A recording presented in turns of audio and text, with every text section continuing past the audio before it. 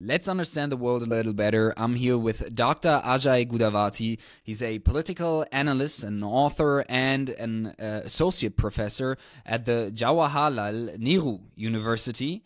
Today, we want to understand India a little better. And with that, I want to dive right in.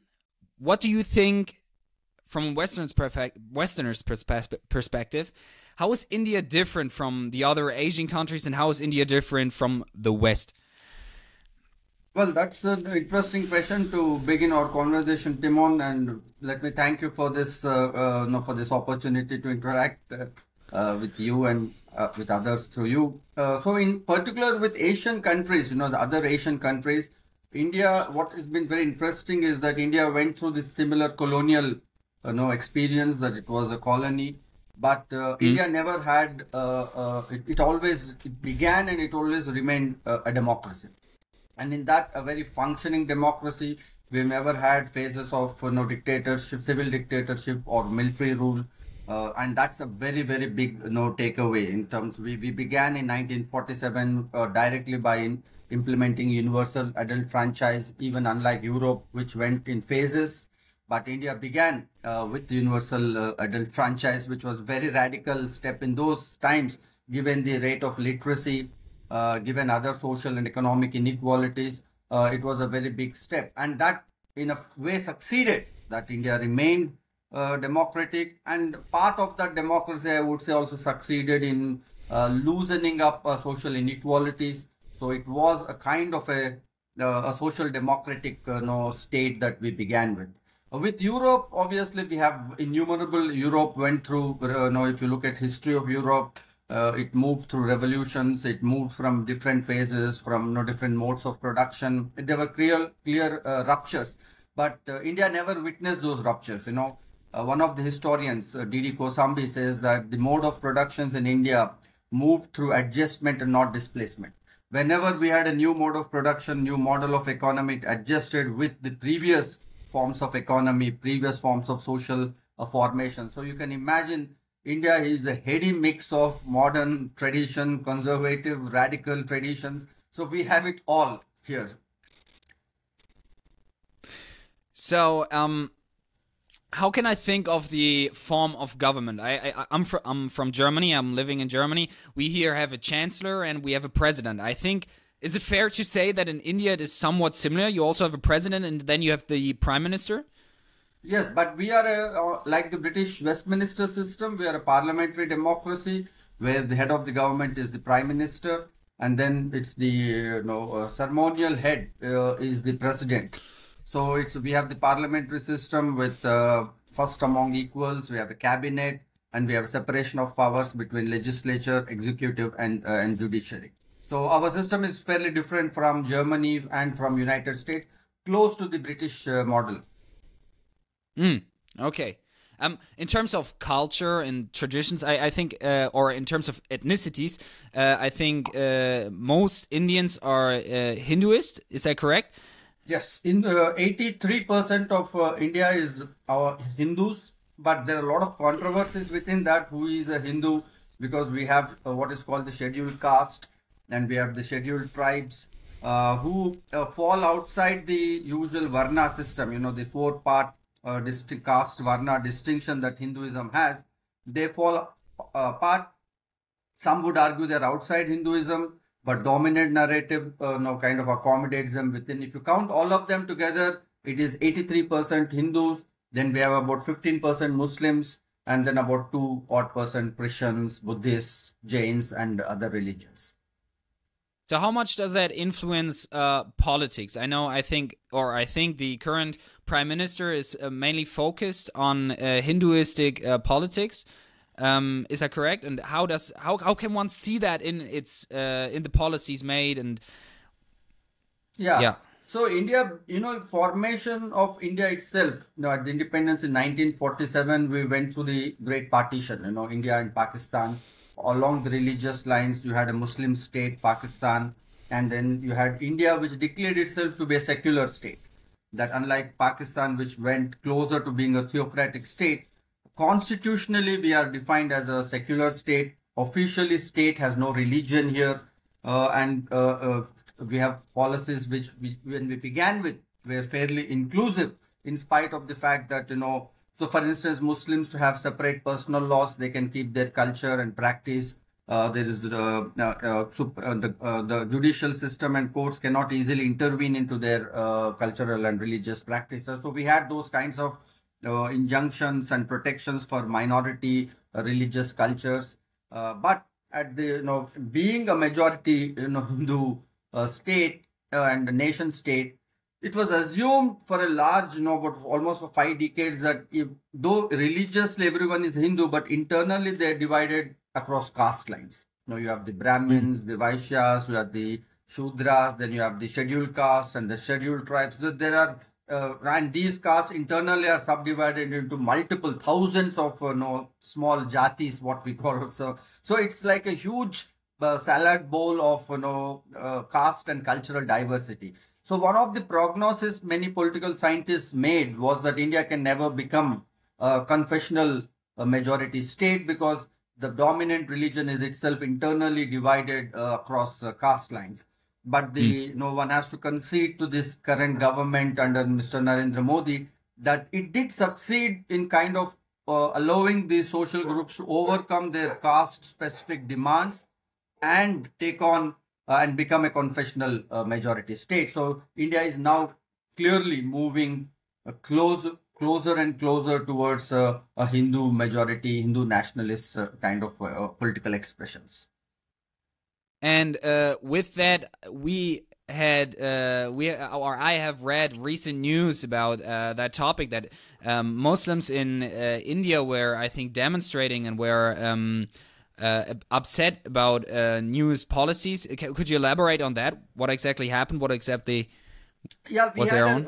An attempted legislation of CAA, which was Citizenship Amendment Act, which allowed two things. One, it said that Hindus anywhere in the world can come and take citizenship in India, and it was allowed for other religions, including Christians and Hindus, except Muslims. It said that the assumption was that Muslims have many nations where they can go and settle, but Hindus have only one nation in India, apart from Nepal, which is also a Hindu-dominated, a very small state, very small nation. So the assumption was this, that it had two-pronged thing. One, NRC, National Register of Citizenship, where citizens were asked to represent their documents as to from how many generations they have been living. So all that, the citizenship, basically it was targeted at bringing the citizenship of Muslims into question, because under the assumption that there's a large number of illegal immigrant of Muslims, especially from Bangladesh, who come in. But using that as the ruse, the current regime tried to question the citizenship credential of almost all the Muslims. So there was a huge upheaval, public mass demonstration by Muslims in almost all cities, major cities of India. And currently, the current government does say that if they return back in 2024, that will be the priority issue that they will be picking up. For the time being, it is kept on hold. What would you say are current problems and opportunities that India faces? Well, the problem is that India is a very, very, very open society, with all its caste system, its caste rigidities. Hinduism as a religious formation is itself a very decentralized religion. It doesn't have a single book. It's not an organized religion. It has no institutional form. It has only very local expressions, which allows that kind of social formation, therefore, kind of crafted itself onto the political form. Therefore, even in political terms, India is still a very open society. Public debates are very much prevalent. Media till recently was very free. Judiciary was relatively very independent.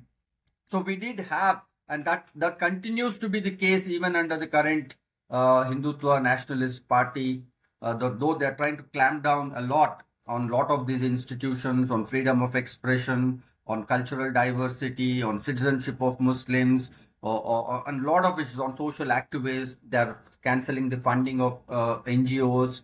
A lot of known social activists have been booked and thrown into prison under very severe acts of sedition and Unlawful Prevention Activities Act. which is a non-bailable kind of an act. Once you are convicted, once you are charged, you are in prison, even if you're not convicted. And the trial like takes 10 years. So you are in prison without a trial for very, very long time. So we are witnessing all of this currently in India. Yes, Timon, you wanted to say something. What made that change? Or you said freedom in the press has decreased. How did that form? Where could one see that, and how? Well, the model of governance the current government brought in is a big shift in terms of monopoly capitalism. That that we had lot of industrial houses which were some were national, some were regional. These industrial houses were also divided internally in terms of their regional presence. So India is a strongly federal state which has states. We have about 30 states which have autonomy from the center, which make their own legislation. So all this diversity in terms of its political structure, in terms of its federal structure, in terms of its cultural diversity, also allowed media, its autonomy, because different, industrial houses owned these media houses. So this government brought in the model of monopoly capitalism, that it is, being supported, and it is also supporting one or just two big industrial houses, who in turn have, have bought up all the major national television channels. So that's where the press has come in a big way, because now the press is compelled to only toe the line of the government. There is no critical debate on government policies. Those who are critical are either heckled or sidelined. Like many of us have no presence in national media. Earlier, some of us used to write for major newspapers and news channels. Now that has come down in a drastic way. Though I must hasten to add that regional media and regional channels continue to hold that autonomy. There's a fair amount of critical debate on the regional level, but at the national level, there is almost a near complete control. What are the names of these two houses? These two media houses? Mr. Adani and Mr. Ambani. These are the two major industrialists. Both happen to be Gujaratis, a state that Prime Minister Modi himself comes from. So, and it is seen that he has a very close alliance with both these houses. Mr. Adani, who was in the global rankings, he was somewhere around 600 odd, global ranking in terms of the rich wealth. Now shot up to first five industrialists. So it's a model of a crony capitalist model, where government does favors to the industrial house, and the industrial house returns the favor by allowing control of media and allegedly heavy funding of the political party. And in what time frame did that happen? The last 10 years, from 2014, since Mr. Narendra Modi came to power. That's just how much it takes, right? Yes, and 50 years we had Congress rule, which was like a centrist, liberal, social democratic party, where you had multiple industrial houses contending. We had some of these teething problems, but the Congress party, now we realize its importance, has allowed autonomy of institutions, allowed autonomy of media, allowed autonomy of constitutional bodies like Supreme Court, Election Commission. But all that has now come under stress under this nationalist government, because under populism, it has basically divided the entire political narrative in terms of an authentic Hindu population versus the rest, who are like corrupt social elites. And therefore, it feels justified in clamping down on any dissent, any critique, any vocal voice, any writing in the media. And there is some public sanction for that at the moment. That's more worrying than what the government does, because people at one level look somewhat convinced that all this is happening in national interest. At the time of the election, or of Modi's first election, what were the major problems that he addressed, that he said he would fix? That's very interesting. Two big problems. One, the idea of corruption. That the media, by then there was already a kind of a media takeover, where corruption was an issue that was debated for almost 2 years ad nauseum, in all media channels. So the Congress government came under scandal of multiple scams, some true, some not proven, some there is no evidence. The chain of events, Timon, is very, very similar to what happened in Brazil. that, when Lula came down, there was huge, voice of protest against, and then you had the when Lula was arrested, then you had the interim government, and then you had this mass protest for free, fair movements, which also converted into nationalism, charges of corruption, which then led up to the rise of Bolsonaro. Which is very, very similar in the Indian context that, you had a critique of centrist liberalism, you had critique of corruption, faltering development, slower growth rate, and then you have rise of Mr. Modi. So corruption and development were two big reasons upfront, but the hidden narrative was about consolidation of Hindu identity. So both these kind of went in simultaneously. One was more upfront, the other was a silent narrative that was taking shape. Wow, that's very interesting. Well, in your book, you describe the term New India, and it's even in the title. How would you describe that term? No, this is not the term that because if you observe, that's in single quotes, that is a term that was officially used by Mr. Narendra Modi himself. 2018, close to the 2019 general election, there was what were called as the surgical strikes against Pakistan. There was a terrorist attack against Indian army in Kashmir, where 40 Indian soldiers were killed in an ambush. And then Indian government then went in for surgical air strikes in Pakistan territory. And after those strikes, Mr. Modi claimed that now we have a new India, which is more retributive, which is more decisive, which does not take things lying, which is more muscular, which is hyper-nationalist. So those were the terms, that was a description that he offered when defining. And with that agenda, he went in for 2019 general election and came back with a very big mandate, mandate that was bigger than 2014. So that's why I call it, my book in New India is broadly to say I'm tracing the history from 2019 onwards. And how have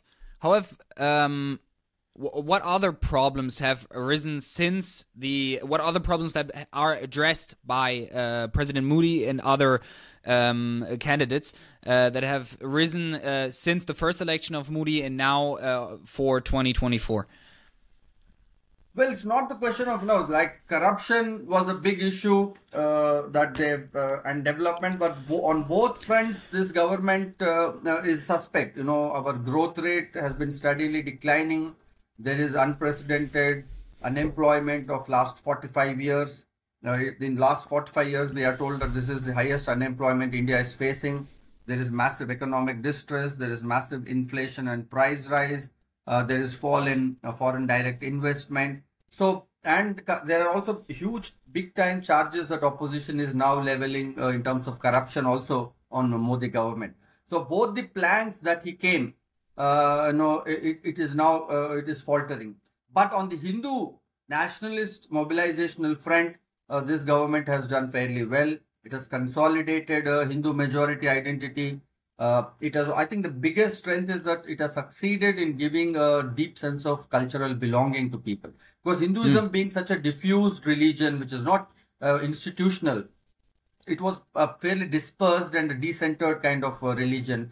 This government managed to bring all those small, Hindu social coalitions, consolidated them, gave it a kind of a solidity. And Hindus loved it, that because their comparison is first with Islam, which they feel is a much better organized religion, it's a global religion, and second with Christianity, which is also an organized religion with the Bible, church as the head. Hinduism doesn't have any of those. So in comparison to those, this government kind of mimicked, replicated the Christian Islamic version of Hindu religion, and people seem to buy it. How did they do that? I mean, they consolidated by bringing in Hindu religion is more in terms of targeting religious minorities. They have downgraded all religious symbols of Muslims' public presence. There are 3 mosques which are called contentious sites because which the Hindu right claims have been built by pulling down the Hindu temples during the medieval period under Mughal rule. So it is making a reclaim, like a Turkey, like the way Erdogan reclaimed, if you remember, Hagia Sophia. It was a church, then it was a museum, and then he declared it to be a mosque again. So something very similar. They're reclaiming those sites. They are changing names of places which have anything to do with Muslims. They are changing history syllabus and saying that Mughals have to be taught. We taught history, Mughals as part of Indian history. But now we are being told that we need to teach Mughal history as conquerors who have come from outside and occupied India. So this whole history that Islam, part of, Islam is a very old religion in India, but now we are told that Islam is essentially that of conquerors. And therefore, the larger hidden agenda is to make Muslims second-rate citizens, pull them out of social welfare policies. Like BJP doesn't offer representation to Muslim candidates. So this pulling down of Muslims, also partly targeting churches, pulling down funding, global funding of European countries for NGOs, because they call this as Christian funding in the name of social activism. Even Christianity believes in proselytizing and conversion. So there have been occasions of conversion, so they've made that a huge contentious issue. So these are some of the methods through which they could overcome the internal fractures within Hindus in terms of caste, where all of them now feel a sense of historical injury of 400 years of Mughal Muslim rule, followed by 200 years of British stroke Christian rule. That is extremely interesting to me in terms of that. I always thought of Hinduism as or I always had this in mind, that Hinduism is a religion which is extremely inclusive and open to other religions. And now that seems not so clear anymore. Well, that's how it was, that Hinduism is it's a deeply philosophical religion. It's a very paradoxical religion. At one end, it's very open, philosophical, introspective. But in terms of cultural practices, it has a rigid caste system. You must have heard of the practice of untouchability, where 10 to 12% of Indian population were physically untouchable, that people could not touch them. They were spatially ghettoized. So you had both sides to Hinduism. This is what Dr. Ambedkar referred to. He said Hinduism is a disease that cannot be cured, while Mahatma Gandhi, on the other hand, mobilized in the language of Hinduism through Hindu symbolism. So both were happening in India simultaneously. That Hinduism open to reform and introspection, Hinduism was something that cannot be reformed. So you have two versions that existed all through, which is what partly made Indian society very open, because it had to accommodate people by accepting criticism and self-introspection. This government, what it did is to clamp down on all that critique, clamp down and depict that strength of that openness as basically the reason why India was occupied for 1200 odd years. So that is the narrative that has really stuck in people's mind, that it is our openness, it is our cosmopolitan culture, it is our willingness to be inclusive, because of which we have had to suffer colonial rule from outside. Wow. That's really interesting. That's really interesting. Wow. So history can turn on its head.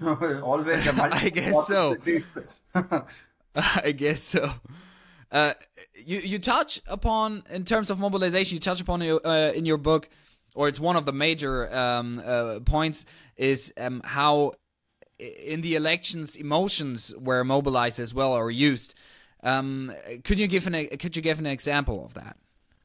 No, this state, the political mobilization one after Mr. Modi took over was completely different from the pre-Modi era of 2014.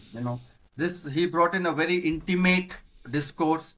Much of policy making, much of political discourse was as if Modi is directly communicating to. So I in fact refer to it as an intimate state.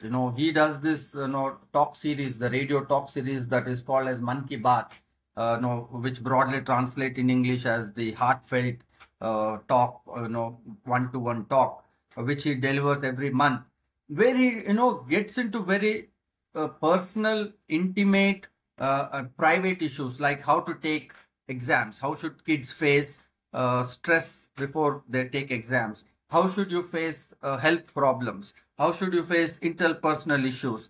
Things of this kind, very routine, banal issues of everyday kind, they broke that distinction between the personal, private, and the public. All that was in the personal, private domain, all your personal emotions, they were all very skillfully mobilized by the current regime. So I, in fact, refer that the strength of the current regime's mobilizational techniques is that both they made an ethical pitch and they make an emotional pitch, which I think was missing. In the secular constitutional kind of mobilization, it's very impersonal. It is based on agenda, it is based on ideology, it is based on meta issues. But here was a government which broke it down in terms of nationalism, in terms of religion, in terms of family, in terms of community, in terms of neighborhood, and in terms of your individual well-being. So that's a big shift. So it's, if I understood it correctly, it's somewhat of a radio show that Moody gives? Yes, a radio talk show that he gives every month. I mean, that's one example because we wanted an example. Yes. But he does it every day, almost on everyday basis. He appeals to directly every major policy. You might have heard of India went through the demonetization policy where the notes were cancelled out. Legitimate currency. Even that he announced at midnight, 12 p.m. and he comes late night. Then he addresses people on a one-to-one basis, and he says there is this crisis. In order to fight the corruption now, I'm cancelling, nullifying these legal tender notes, and there is a process of demonetization announced. So there is this kind of a very direct, almost one-to-one communication that he manages with people, and he does that communication in very lay language, in very everyday language. There are no big political expressions. There are no policy framework that he uses, things of that kind. You say before him, there was a phase where that really wasn't the case. When I think back, when you think back, were there other examples of that? Because I'm thinking of, I'm obviously not an expert, but I'm thinking of, for example, Gandhi. He was not the prime minister or whatever, but he was a political figure, and he seemed to be really close to the people as well. True, you're absolutely right. So the good examples that we have of this is Gandhi. In fact, in my book, I argue that a lot of these mass communication techniques, the master of symbolism, they actually picked a lot of clues from Gandhi's mobilization. Gandhi was a master in generating mass symbolism. So India being so culturally diverse, linguistically it is so diverse, literacy rates are pretty low. There is mass poverty. Even now the official figures, we have 40 to 30% below poverty line. So how do you communicate to people who are so diverse, who are so socially differentiated? Gandhi was such a genius that, how do you mobilize such people against colonialism? You have heard of the Salt March. What Gandhi did during anti-colonial movement was said that the Britishers taxing your salt meant that you lose your autonomy. So he linked eating salt to the question of sovereignty, eating salt to the question of nationalism. That was the Gandhian genius. So salt is something everybody consumes. So cutting across castes, classes, regions, rural, urban. So it immediately caught people's attention. It, in a very concrete way defined what is it to fight the colonial power. I think Narendra Modi also succeeds partially in demonstrating and generating that kind of symbolism. He generates metaphors and symbolism, which is very close to your heart. So like religious symbols, he does religious rituals in public domain. He communicates a lot of political stuff through religious mantras, religious slogans, through reference to religious texts sometimes. So all this generates immense trust and it appeals to latent emotions. It also appeals to civilizational ethics between what is right and wrong, what is good and evil. So he succeeds in projecting himself as the epitome of goodness, of being ethical, as against all his opponents, who then he succeeds in demonstrating them as being evil, corrupt, and anti-national. So if it's for a good cause, I think you can maybe make an argument that that is a good thing. But usually I would say, isn't it better if people were given the opportunity to make rational, informed decisions rather than emotional ones? Well, that reminds me of what Karl Marx once said about rationality. He said rationality is necessary, but reason is not always reasonable. So, even, reason and rationality do not necessarily occupy people's imagination. Reason and rationality has that inbuilt impersonal, objective character to itself, which you have to have certain kind of a detachment from your own self, to have that kind of a rational frame. While which doesn't mean that emotions are not based in reason or rationality. Emotions then are much more in terms of this intensity it generates. So therefore, rationality can project representation, but emotions give you identification. You identify so completely with your leader. It's like a faith-based practice, which has its own spiritual, emotional fulfillment, which you do not have in a legal, rational discourse. This is very fulfilling emotionally. It gives you a deep sense of psychological satisfaction. It gives you a deep sense of emotional security. And post neoliberalism, with the kind of global urbanization we have, people are pretty lonely, alienated, insecure, with massive anxieties.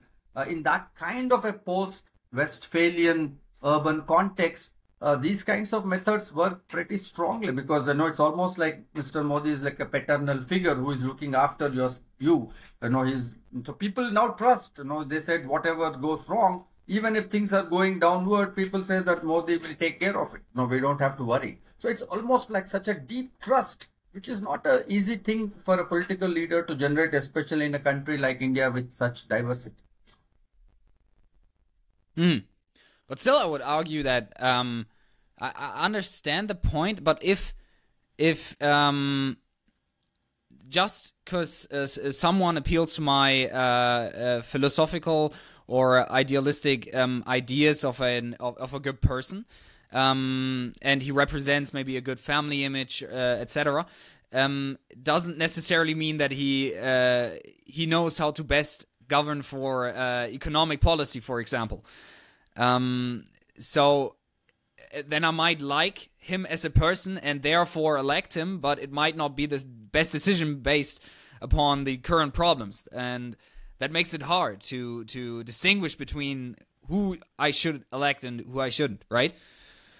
Well, that's an interesting point, that why Europe, through its long, history of enlightenment, could be relatively more socially homogeneous society. Economic-wise, people have better incomes, basic standard of living. Your institutions work very strong. They're responsive.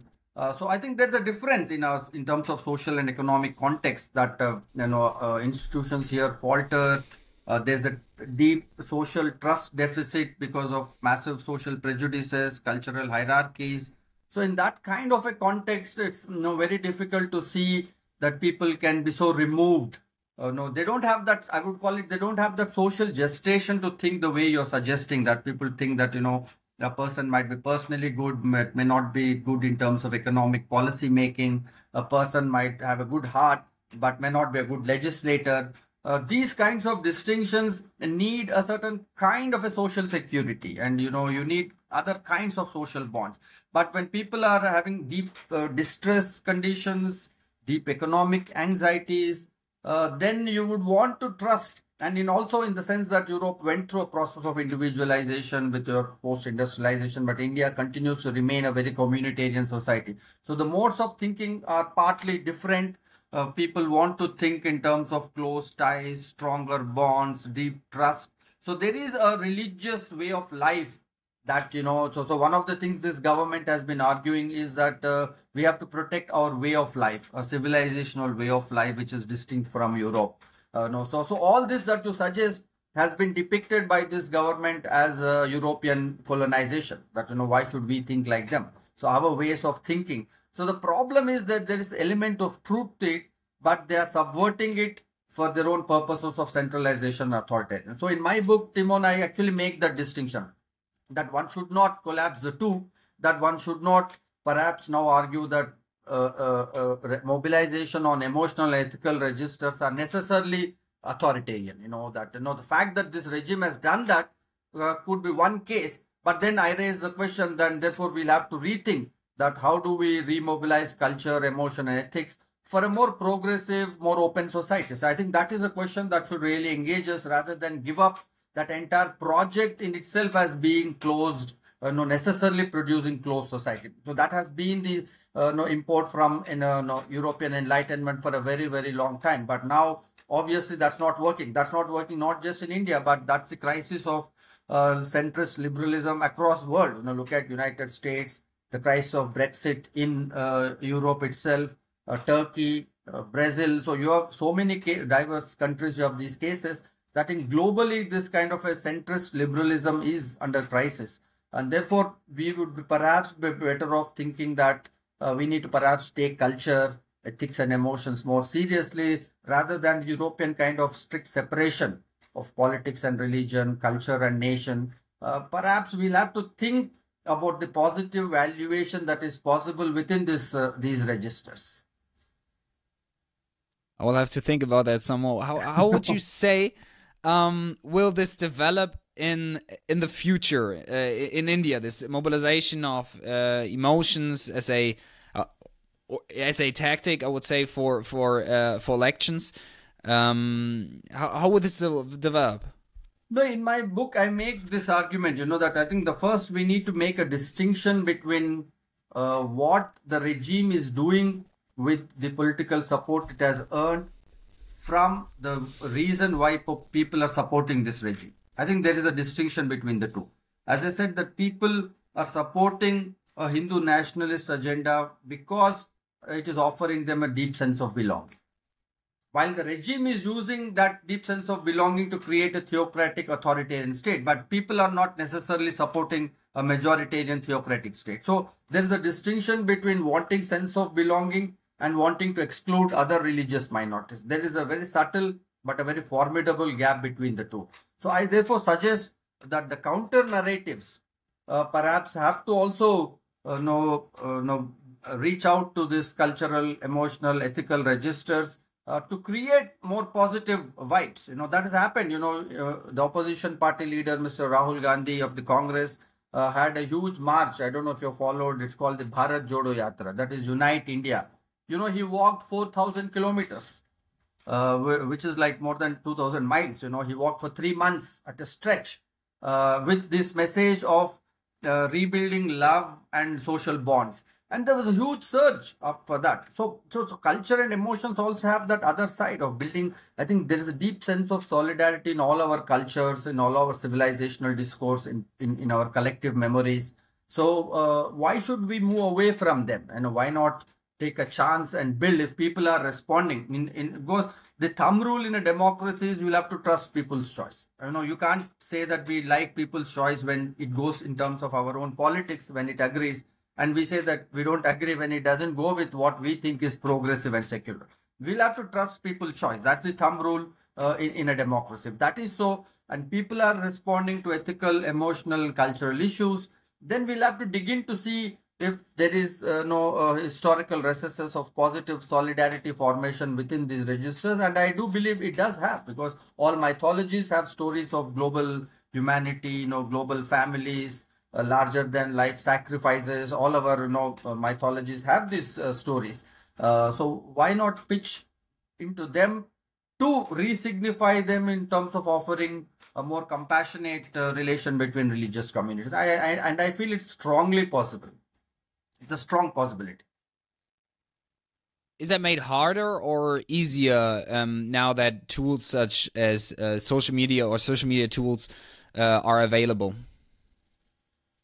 No, it's made it easy. Social media, in fact, is one of the reasons why this government could have this kind of very intimate reach, that it is so personalized in people's WhatsApp messages. They're continuously bombarded. Of course, a lot of is false information, they're fake news, all of that they do. But what fits is because they're able to touch the cultural codes. They're able to tell us what is being Hindu. In that, they have re-signified being Hindu today is being angry, being intolerant, being militant, because as I told you, they feel that being Hindu, being compassionate is why we have been ruled by outsiders. So that is the thing, I think we will also have to get into those registers of culture and use social media, use modern technology to ask people. I think that kind of a self-confidence has to be given for people to be compassionate. And I don't see it as a lost case, certainly not in India. But India is still an open society, and I see a big chance of people withdrawing support to this kind of a intolerant, theocratic, authoritarian state forms. And that's a very big possibility in India. Now 2024 new elections will be held. Who do you think will win? Or please first give a brief introduction to the candidates, if you will, to possible candidates. Yeah, so it's the same. We have the BJP in the lead, and you have the Congress political parties and other regional parties. So the new situation is that, but for BJP, all other major regional parties and Congress have come together and formed a single bloc, and they have called itself as the India bloc. So that's a big change from both 2014 and 2019. So that's one big reason why people are very hopeful that it's not going to be easy for Mr. Modi to lay pitch for the third time. So that's one big development that's happened. But as I said, that economy is in deep crisis. There is steep price rise. There's inflation. There's economic distress. All this is there. So for there is a platform on which opposition can build a counter narrative. But the strength of the current regime continues to be its Hindu nationalist pitch, that it is working in favor of majority Hindus and excluding other communities, Muslims, Christians, and other religious communities. This narrative continues to remain the dominant stay of Mr. Narendra Modi. And that is where I think the opposition is failing to make a pitch, because they are neither able to claim the Hindu identity, which they feel converts it into majoritarianism, nor are they able to stand by the victims of Muslims when they are lynched, because they feel that will lead to a Hindu backlash. So it's actually opposition is pushed on a back foot. They do not have an effective counter narrative against Hindu nationalism. And if only they are able to find that kind of an effective cultural, religious counter narrative, then it's a short case of a very close fight in 2025. Otherwise, Modi still remains a favorite for 2024 with maybe a reduced margin. Who did you say was the candidate for the Indian bloc? India bloc has, party that has formed? It depends on, they do not have a prime ministerial candidate as yet. It all depends on numbers. Which party gets more MPs? Whichever party is most probably the Congress party gets. So Mr. Rahul Gandhi might be a clear choice for prime minister's post. But on the BJP front, of course, it's Mr. Modi. Mr. Modi, and on the other side, who are some that could be predicted to be the candidates? Mr. Rahul Gandhi of Congress. And what kind of a person is he? You describe Modi as a paternal figure. How is Mr. Gandhi? You know what Timon Hegel says about history, that history always moves through dialectics. Synthesis, anti-synthesis, thesis, antithesis, and synthesis. That's how Hegel defines how history moves. And you have a perfect case in Mr. Rahul Gandhi, who is an antithesis to Mr. Modi. He has, over a period carved himself, as a left of center figure, deeply passionate about questions of justice, believes in large-scale redistributive policies. So he has really pushed a social democratic welfare image, radical transformative social policies. He talks about gender equality. He talks about religious compassion. He talks about overcoming caste distinctions. He takes very strong positions against caste violence. This is a perfect pitch that, very much what India needed at this juncture. Somebody who could lay a strong pitch to take that counter narrative.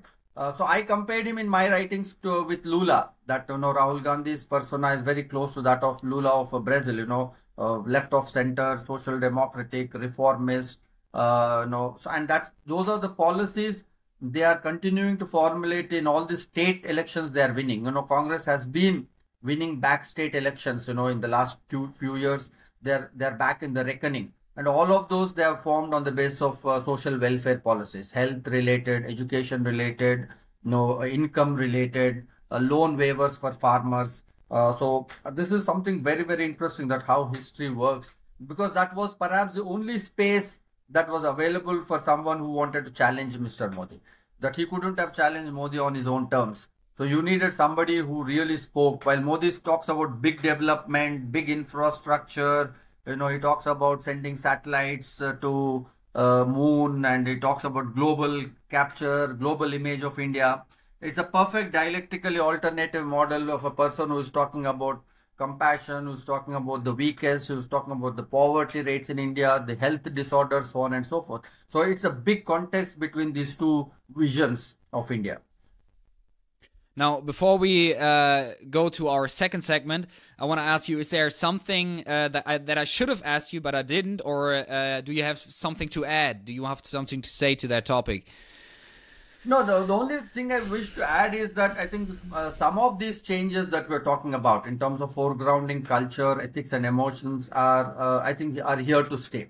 With Hindu nationalists or no Hindu nationalists, I think people have found a new sense of confidence to talk back to power in these registers. So I think these are not small-time changes. I don't think these are small-time aberrations that have happened. But I feel globally there's a change.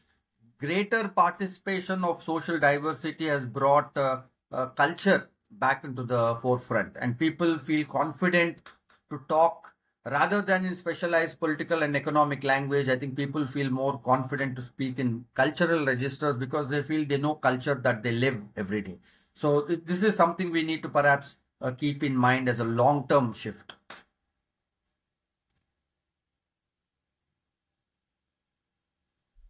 Then let's go over to the second segment, which is the rapid fire questions. I want to ask you some questions. I will not say anything more to them, to the topic. I will be happy if you are able to answer them in 2 to 3 short sentences, so rather quickly. And yeah, let's get right into it. I would say if you had a big poster that everybody could see and you could put anything on it, what would you write on it? I would say stand up for others. Search for justice is more compelling than trust in God. Do you have a favorite quote? Yes, from a critical theorist Nancy Fraser. She says that socialism is cognitively compelling but experientially remote. A controversial opinion. I believe what nobody else does. You mean my opinion? Yes. Yes, so of late in my writings, I have argued that subaltern politics, the politics of the underprivileged, too, should be open to critical interrogation and develop modes of self-reflection. So, I coined this category called secular sectarianism, where I feel that in spite of social exclusion hierarchies, subaltern politics should not be beyond critical interrogation. What would you have liked to known earlier? Let's say with 20. At the age of 20, that the distinction between that you know but you fail to see, that knowing is not seeing. That many a times certain things are right, but I've experienced this myself, Timon, that the moments you commit mistakes in life is not that those things you don't know, but it's simply that you fail to see them in those contexts. Why should that be so is something I've still not been able to answer. That's something that clearly, you have absolute clarity of mind, but I don't know what happens in certain contexts. We just fail to see what we know. So I've learned in life, knowing and seeing are two very different things, and we need to make extra effort to bring them together. I will take that with me. I like that. That's that's good advice. What's your newest, biggest insight? My biggest insight from my recent book and my writings after that is that we cannot condemn all that we are seeing across globe in terms of rise of right-wing populists simply as illiberal. I think we need to see that illiberality has a certain social condition, why people are behaving the way they're behaving, and people would need a certain kind of a social gestation, a certain kind of a social confidence to behave in the registers that we would want in more liberal, open-minded, cosmopolitan terms. So I think simply condemning them morally would be counterproductive. We need to get behind those reasons of illiberality to actually change those conditions of illiberality.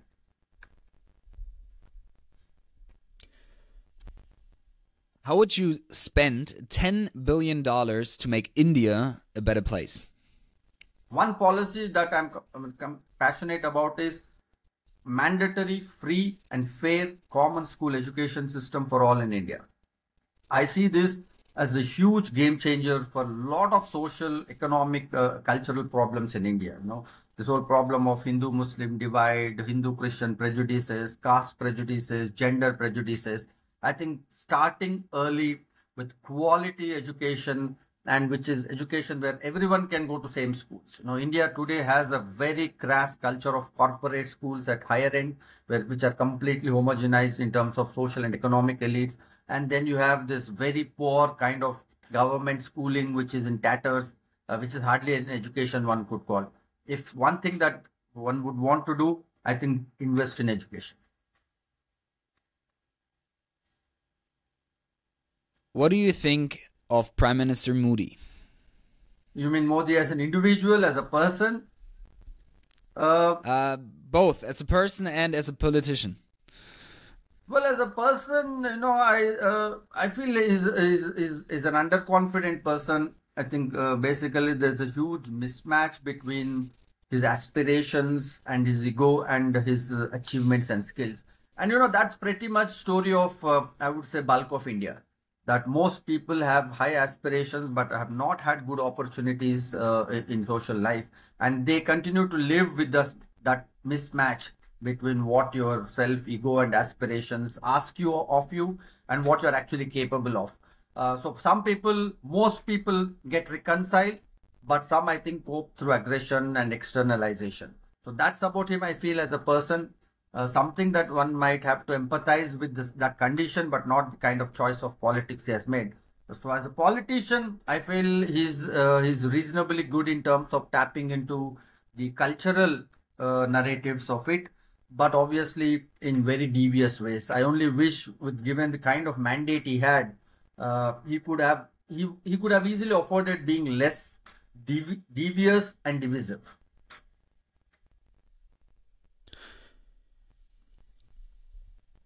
What is, in your opinion, the best prime minister India has ever had?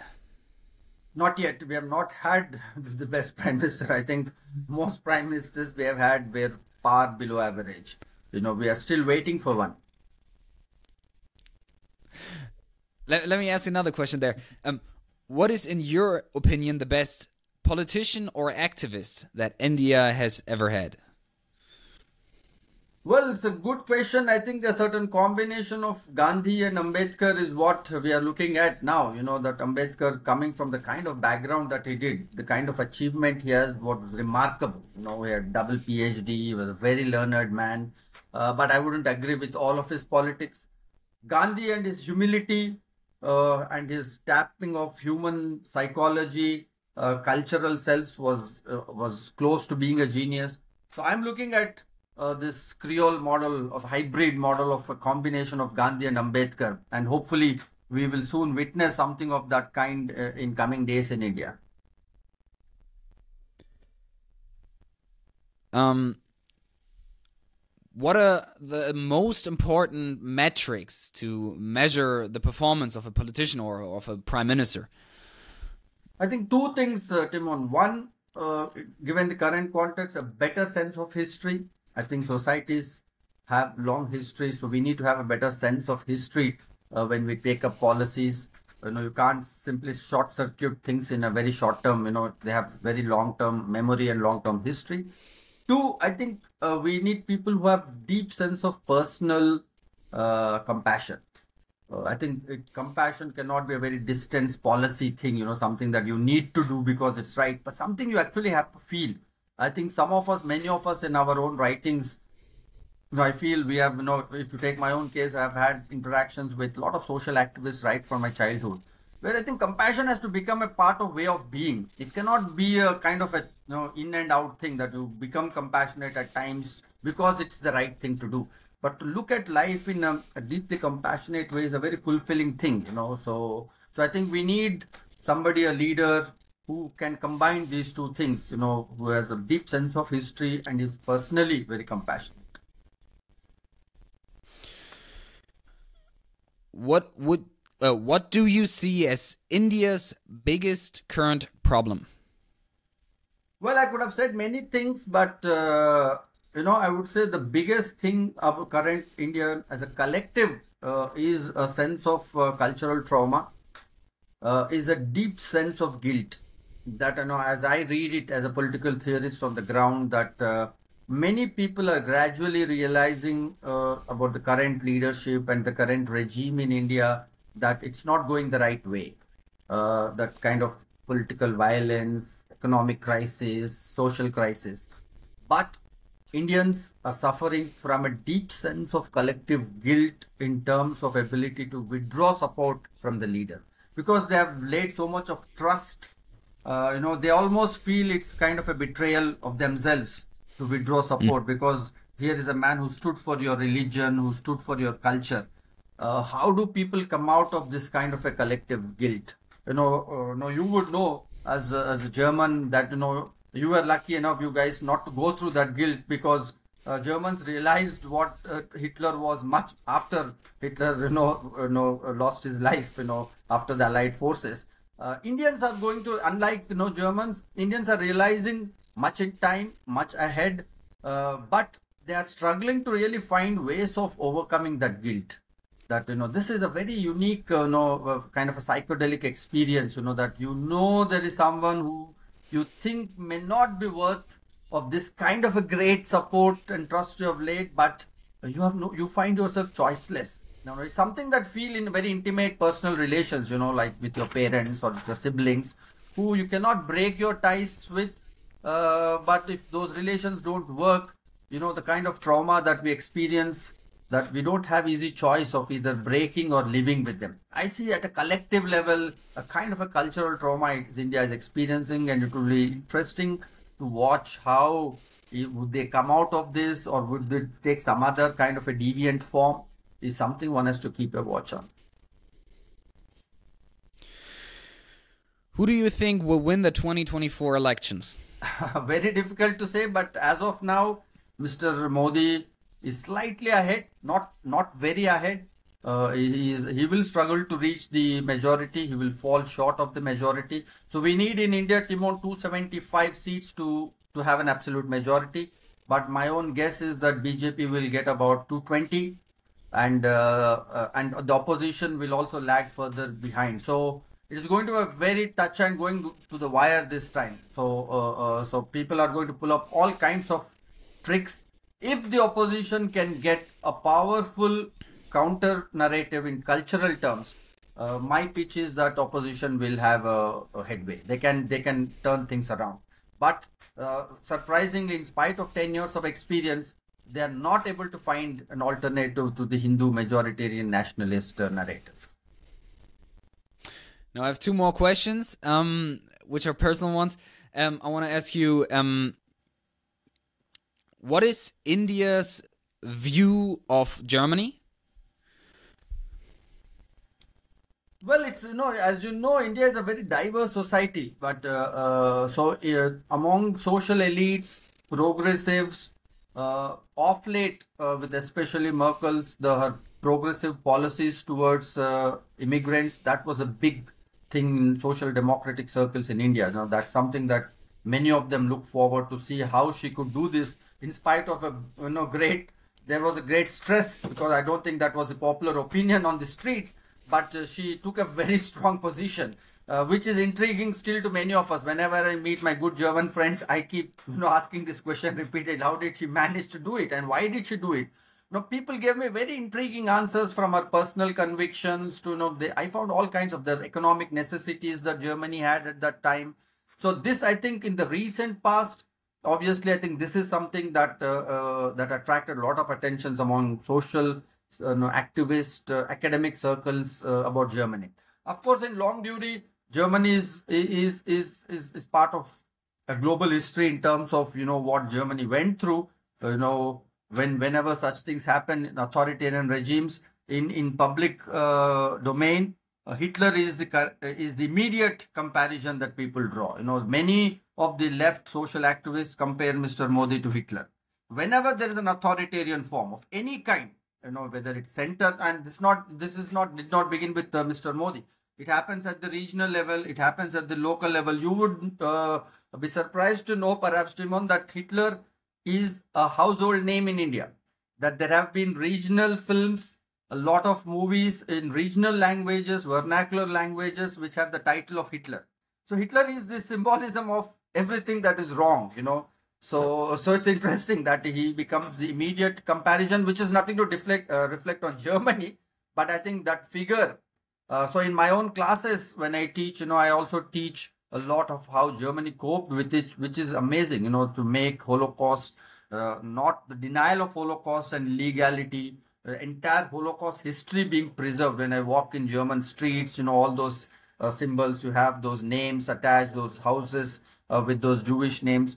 I think it needs a great conscience for a nation to go through that. And I often say in the Indian case that we need something of that kind, in terms of religious violence that India is now increasingly prone to, that we'll have to learn from Germany in terms of how to take it head on. That, preserving a memory, not to repeat something, is also something we need to remember about Germany, not just Hitler. Interesting.